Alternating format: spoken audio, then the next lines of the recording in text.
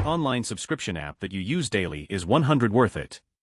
Story 1 Bitwarden. It has freed me from responsibility for my family's passwords. We all share passwords for streaming stuff, Netflix, Disney, etc., so I never get asked for PW anymore. Best 40 I spend all year.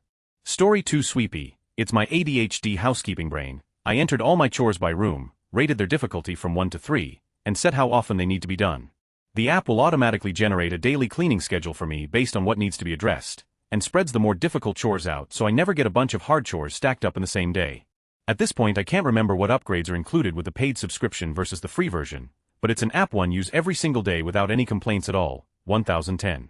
Story 3 It's got to be YouTube Premium. I was so against it for ages because it is at the higher end of price for a subscription, but after getting a 3-month free trial, I can't go back to the ads.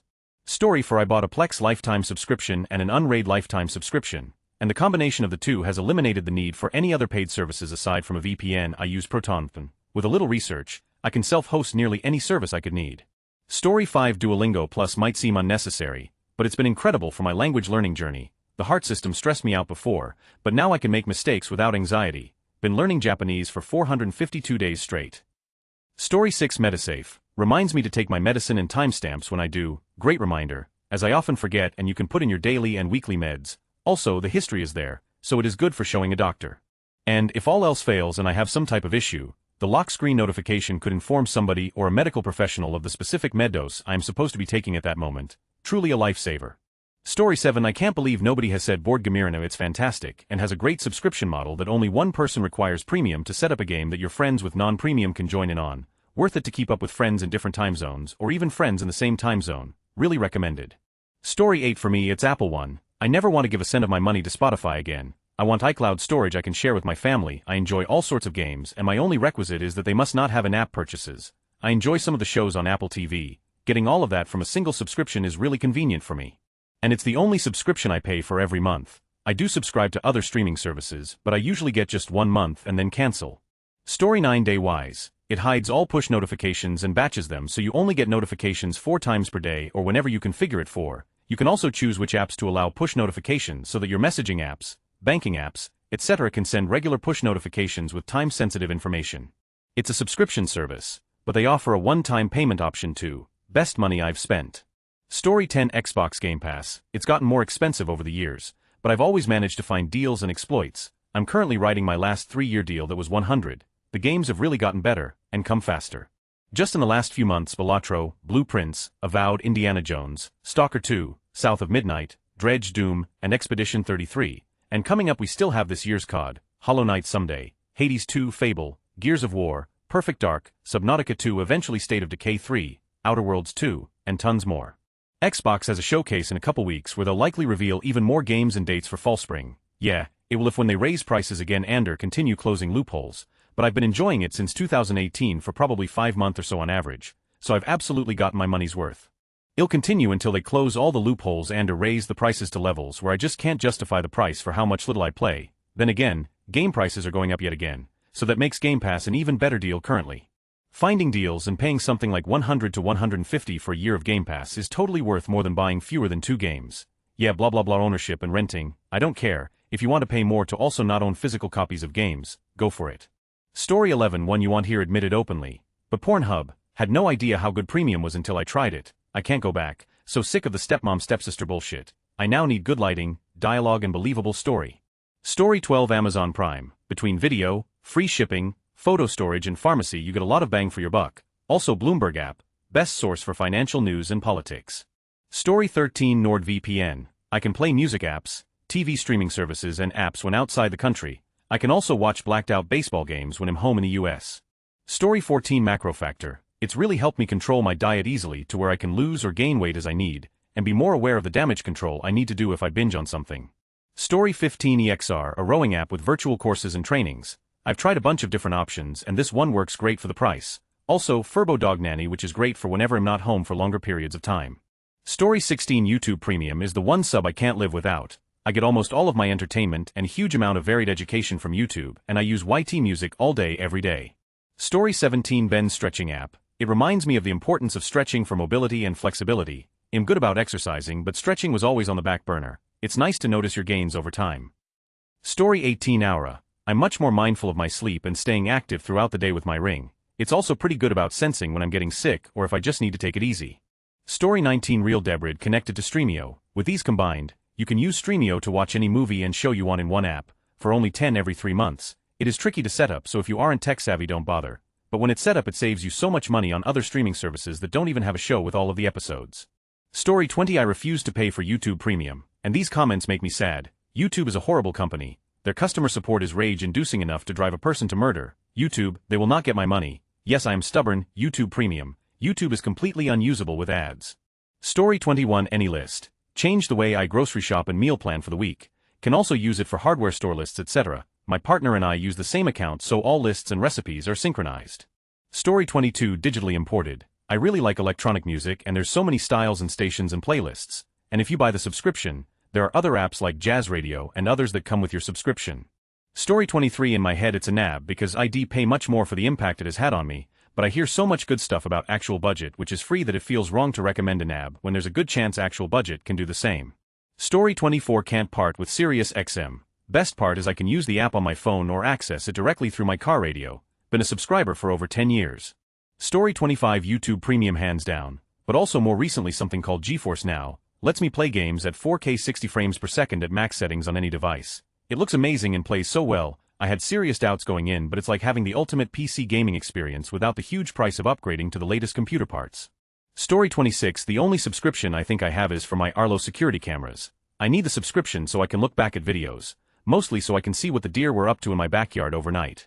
Story 27 OnX Hunt. It's aerial maps with the owners layered on top, great for farming, hunting, and knowing who the neighbors are. Use it for hiking and plotting your route, last year's mushroom spots, etc. I use my own state version, but you can get the whole US, really easy to use, and no, I'm not affiliated, just a fan. Story 28 Macro Factor. I really don't like monthly subscriptions, but I would absolutely despise having a subscription and not using it. Subscribing to Macro Factor was the push I needed to get serious about my health. Story 29 YouTube Premium. It is the best subscription I have and probably the only one I would retain if I can only keep one. It gives flexibility to hear in background without ads. As most of my listening is during commute, that is the best I could wish for. It also gives access to YT Music, where the library is whole white Ned, not be just official album. Story 30 Spotify. I've been a premium subscriber since 2009 and can't imagine life without it. Use it absolutely, literally, every single day in one way or another. Story 31 Honestly, YouTube, the paid version is leagues better and I constantly use it. There's so much music on there that just simply doesn't exist on other streaming services and can be played without the screen on if you have premium. A lot of people hate, but I use it way more than any streaming service on my TV, and it's pretty reasonable. Story 32 I am going to get so much flack for this, but YouTube, I watch about 80 to 90 of my media consumption on YouTube, and to not having those ads is nice. Maybe I'm just too lazy to look into ad blockers, but still. Story 33 I discovered that I have free access to the language app Mango because I have a library card. Some libraries even offer Rosetta Stone. Even though I don't think I'll ever be fluent in Spanish, I love having this app to help me learn words and phrases. Story 34 Insight Timer. I meditate daily and use their yoga exercises too. They also have an amazing catalog of ambient music options. Plus there are random audiobooks there. Story 35 Trucker Path Gold. Google Maps is not safe to use with a 53-foot trailer, and it's 90 effective at getting me to go the right way every trip. Sometimes it makes mistakes or leads me through a street I'd rather not have gone through, but it overall keeps me legal on the path to deliveries. It also gives insight on parking at various truck stops and if way stations are open. It's so good I can't recommend driving a semi without it. Story 36 Opal. This app has cut down my screen time heavily and I couldn't be happier. As someone who is a screen addict, this app will probably save me years of my life off my phone. Choosing what apps I can and can't block gives me freedom from what I want, while also giving me the chance to take a break for a couple of minutes to catch up on social media. Another thing is helping me get to sleep on time. I was really struggling with being on my phone before bed, so it's another benefit. Highly recommend if you need help getting off your phone. Story 37 I love YouTube Premium for the music streaming. I love a lot of different genres but lean heavily on electronic, EDM, indie stuff. It's great for brand new electronic music, new mixes. All of it is directly from the source. As an added bonus, no commercials on YouTube. I believe Google announced they were finally going to give you what you asked for and separate YouTube Premium and the music stream service and make them two separate subscriptions. I have no faith that they'd make each of those services half of the current monthly cost. Impositively, they'll use this as an opportunity to make YouTube Premium $15 a month, and YouTube Music $15 a month. Corporate greed knows no bounds. YouTube Premium, which is a bit mixed because I'm getting kinda tired of a lot of YouTube content, but the ads on normal YouTube are so irritating it's hard to consider going back even if my usage drops. Story 38 YouTube Premium. I've had since it came out and I use it all day every day. I know it's silly to pay for being able to play with your screen off and for no ads, but it's worth it to me. Story 39 Balance. Meditation has given me productive ways to deal with my anxiety, and this app provides a very beginner-friendly way of introducing you to meditation. Story 40 YouTube Premium. If I was only watching YouTube on my PC, I could probably get away with just an ad blocker, but since I use the Whitey app on my phone way too much, it's worth it. Story 41 As insane as it sounds, YouTube Premium. I watch a lot of YouTube, as does my wife, and my kids watch a curated list of YouTube videos. I've seen free YouTube and the ads are pervasive and often obnoxious. Removing them all has been the best choice I could make.